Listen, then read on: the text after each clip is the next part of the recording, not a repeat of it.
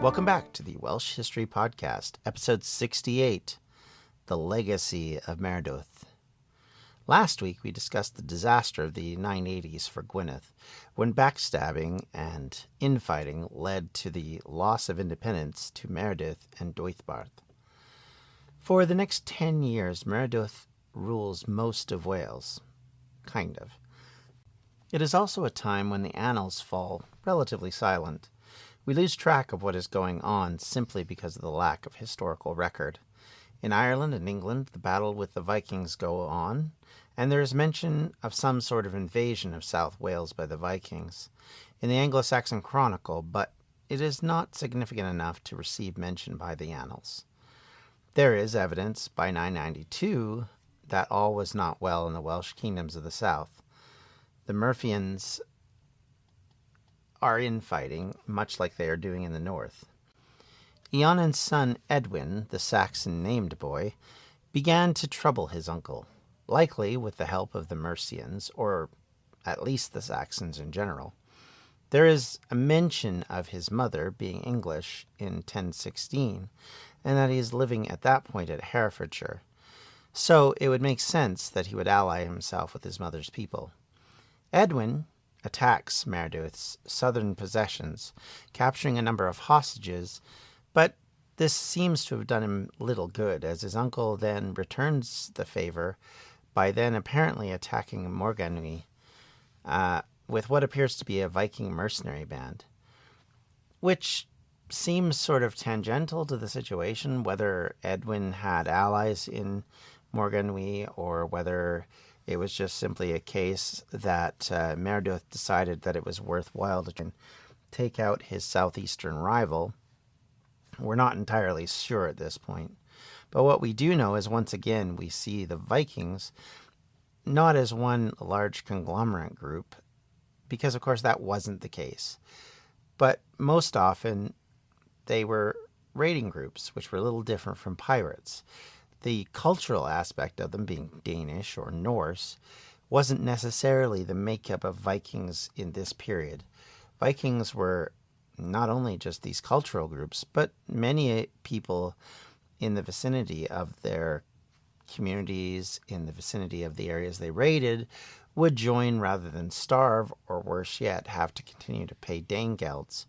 You know, why pay a Danegeld when you can join the local mercenaries and make money and be well fed and not have to deal with all that? Of course, you have the aspect of death from war, but you have that if they're raiding you constantly too. So likely you can kind of see why people chose that option. And in a way, that's likely the case here, as much as it discusses Gentiles and Vikings and all of these kind of things. There's still more than likely members of the local community as much as they are Norsemen or Danes at this stage. So the idea that they would have helped the Welsh doesn't seem quite as surprising as it would be if they were purely mercenary Danes or mercenary Norsemen. It would appear that Maredudd saw off Edwin at this point, as he basically disappears from the Welsh record. And Maredudd reaches the height of his grandfather briefly, controlling almost all of Wales. As we talked about last week, he ended up taking over Gwynedd and, by default, Powys, which at this point almost doesn't exist. Edwin and his descendants, however, are found in Herefordshire long after, at least long enough to be recorded by the Domesday Book later. So, while he may have been defeated here in Wales, he continues to exist and continues to be, let's be honest, a threat towards the Welsh thrones, at least in Dwytbarth, because of his ancestry. But the sons of Idwyl, meanwhile, are not done in trying to regain control of Gwynedd. In 994, Maredudd attacks the kingdom, trying to wrest it from Maredudd, which, of course, makes you wonder how much this taxed an already overburdened king fighting all these various wars, especially since he had so recently had to deal with his nephew. Maredudd won a seemingly decisive battle at Llangwm, which is believed to be, at least Charles Edwards postulates that this was likely Llangwm Dinmail. But Maredudd dies only 2 years later in 996. And depending on which scholar you read and who you believe, this may have seen off the last of Eadwald's progeny, giving Maredudd back control of the north until his death in 999. We're about to bring up somebody else who's a descendant of Maredudd, or Merig, so that kind of makes this a little questionable, but that is, some of the scholars do believe that this is what happened. Yet, even with all of this control, Maredudd is not looked back on with the same fondness as his grandfather. Howell may have been helped out by the code of laws bearing his name, but also, Maredudd only had a very short time, merely 3 years of peace in his reign. So his constant warfare with various relations must have taxed his people very greatly. You can imagine in this era when the Welsh were economically largely poor and commodities were exchanged without coinage, it would make it difficult to trade with other kingdoms and acquire considerable wealth.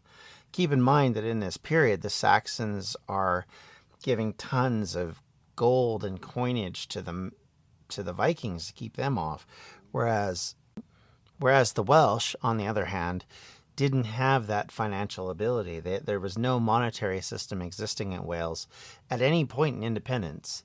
Basically, from the end of the Roman Empire until the beginning of the dominance by the Normans, there is no such thing as Welsh coinage, and that creates this financial problem for the Welsh. So it does make you wonder how they paid for things.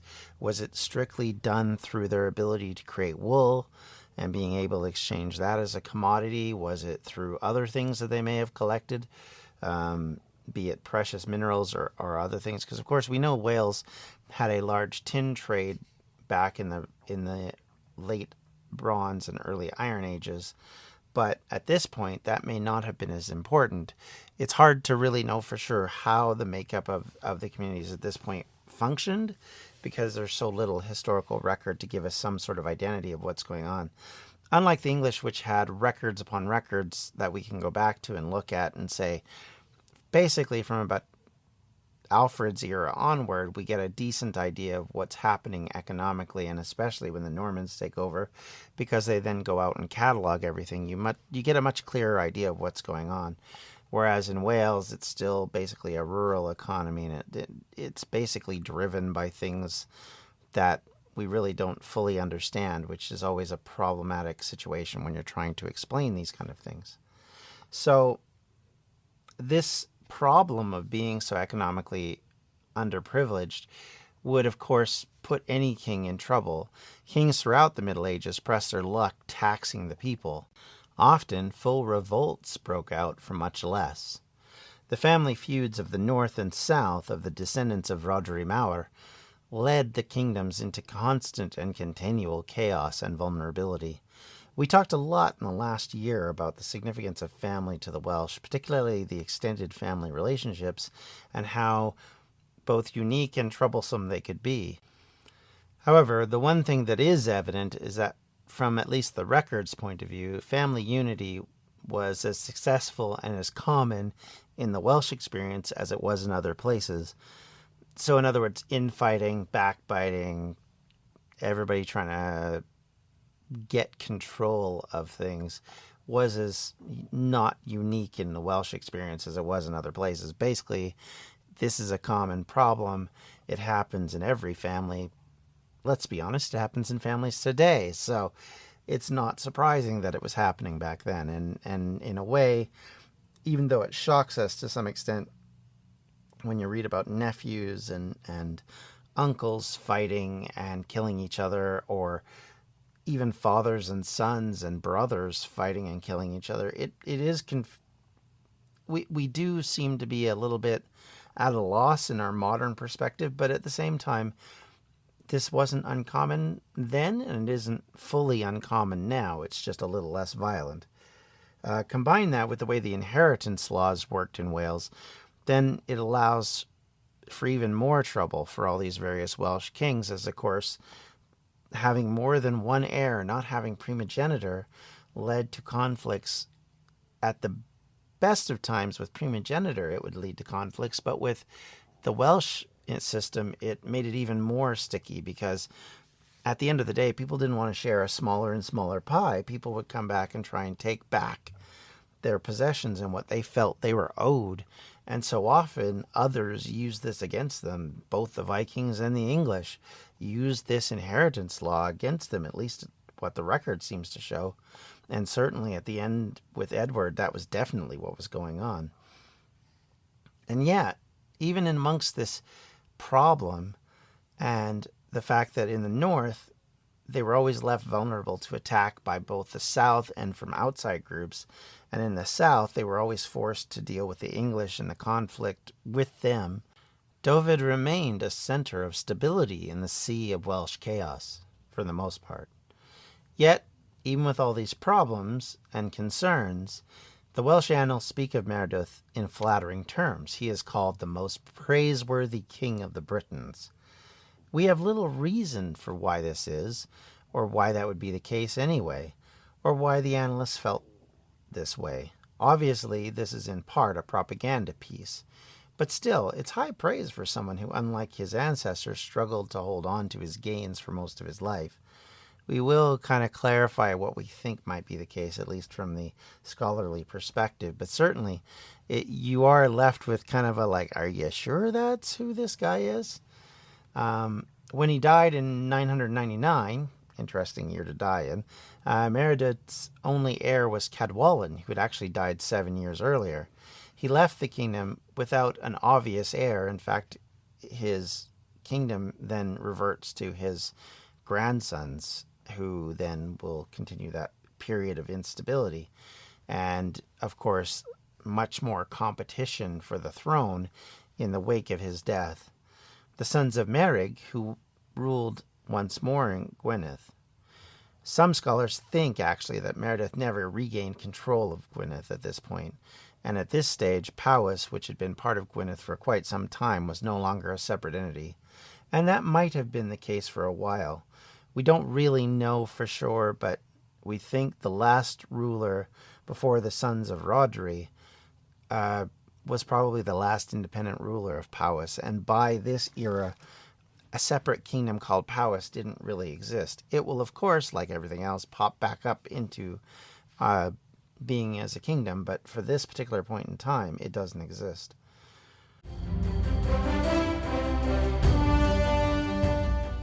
This is Peter. And this is Tom. We want to tell you guys a little bit about our podcast. Tom and I met in college, became best friends, and then teachers almost 20 years ago. Sometimes school just does not allow us to elaborate on the topics that we find interesting, like the real shark attacks that inspired the movie Jaws, or the real historical context to Indiana Jones artifacts. Where does cereal come from? Or are zombies real? Does Ben Franklin really deserve to be on a $100 bill? On our podcast, just like in our class, there are no stupid questions. Just two friends having a lighthearted conversation about history, pop culture, and the context of current events. Listen to History Teachers Talking Podcast from Evergreen Network, anywhere you get your podcasts.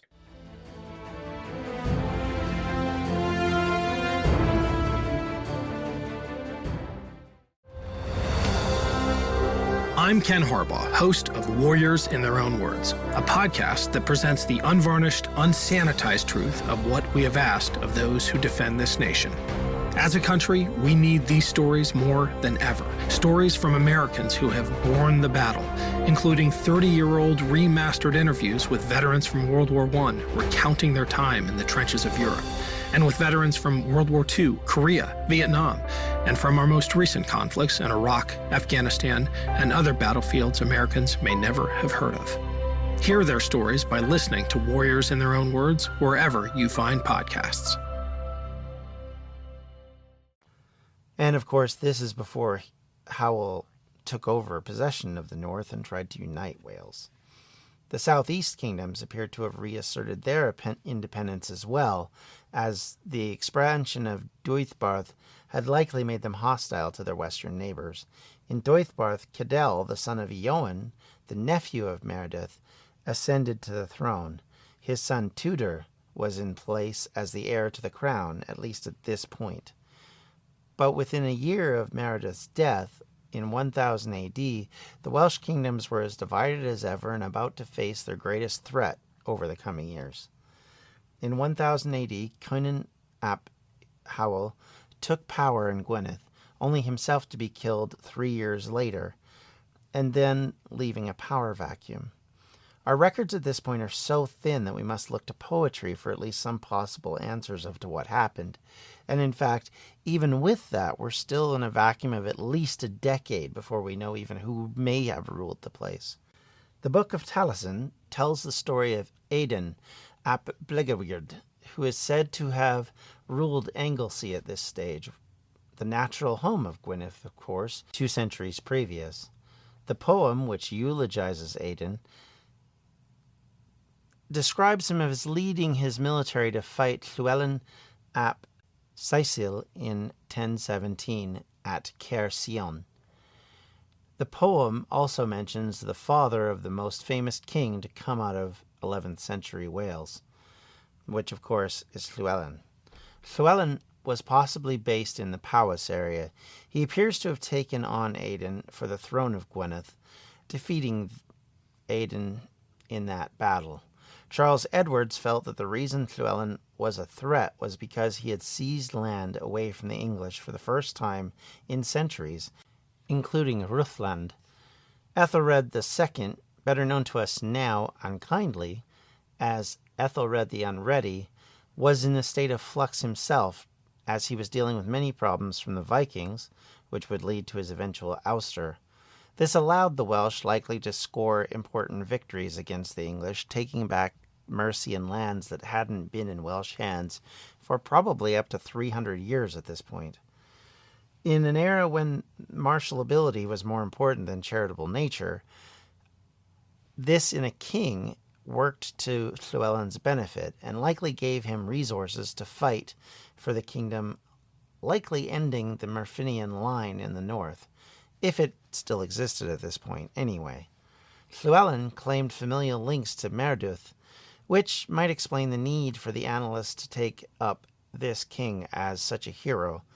Llewellyn was apparently married to Angharad, the daughter of Maredudd, which is why this would make him the natural heir to the northern throne is of course speculative at best, and in fact incredibly unlikely. In the south, however, during this period, Rain had come to power. We do not know a lot about Rain, other than that the Llewellyn line wants us to think of him in a particular way. First, that he was Irish. Second, that he was a liar. The lie being that he was a descendant of Maredudd, and thus rightful heir to the southern throne, a throne that Llewellyn himself was angling for. So, with that in mind, let me read from the annals themselves and what they say on this issue. Because at this stage we're going to come to a point where these two are going to conflict. And in fact, in 1020 to 1022, there is a war which goes on. And this is from the annals. This is actually what they say in the Chronicle of the Princes. So this is a version that was written effectively from the standpoint of Llewellyn and his heirs. 1020 was the year of Christ when a certain Irishman lied in saying that he was the son of the king of Maredudd. He would have called himself Rain, and he was accepted by the men of the south and held territory. And against him rose up Llewellyn ap Cecil, king of Gwynedd, and the supreme and most praiseworthy king of all Britain. Note that line. And in his time, as the old men were wont to say, the whole of the land from one sea to the other was fruitful in men, and of every kind of wealth, so that there was no one in want nor in need within his territory, and there was not one township empty or desolate. And Rain weakly and feebly gathered a host, and, as is the custom with the Irish, he boastfully incited his men, and he promised them that he would prevail, and he confidently went against his enemies. But they, his enemies, calmly, steadily awaited that presumptuous inciter. And he made for the battle bravely fearless. And after there had been a great slaughter on either side equally, with the men of Gwynedd fighting steadily, Rain, the Irishman, and his hosts were defeated. For, as it was said in the Welsh proverb, urge on thy dog, but go not with him. So was he, brave in attack, but foxy manner in turning to flight. And the men of Gwynedd, pursuing them cruelly, vengefully, slaughtered them and ravaged the whole land, and carried off all the chattels. And he himself was never seen again. And that battle was at the mouth of the river Gwili at Abergwili.